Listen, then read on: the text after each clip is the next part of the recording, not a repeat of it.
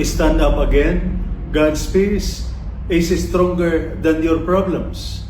And this is salita ng Diyos, ang ating gabay. Today is Tuesday, May 5, 2026, of the 5th week of Easter.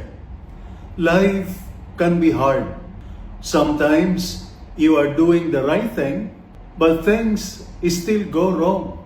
Sometimes you give your best, but you still get hurt. Sometimes you try to move forward, but you get knocked down. Today's scriptural readings remind us that you may fall, but do not stay down. God's peace will help you stand again. In today's first reading, taken from the Acts of the Apostles, chapter 14, verses 19 to 28, St. Paul experienced something very real. He was doing God's mission. But what happened? People turned against him. He was stoned. He was dragged outside the city. They thought he was already dead. Now, imagine that. If that happened to you, what would you do? Give up? Go home? Say, tama na? Ayoko na? But St. Paul did something unbelievable. He stood up again and continued the mission. Later, he said, "It is necessary for us to undergo many hardships to enter the kingdom of God." So, doing the right thing does not mean an easy life. But hardship is not the end. It is part of the journey. In the Gospel reading taken from the Gospel of John, chapter 14, verses 27 to 31, Jesus says, "My peace I leave with you, my peace I give to you. Do not let your hearts be troubled or afraid." But notice this, Jesus did not remove the problem. He gave peace in the middle of problems. Because the peace of the world is like this. If everything is okay, you have peace. But the peace of Jesus is different.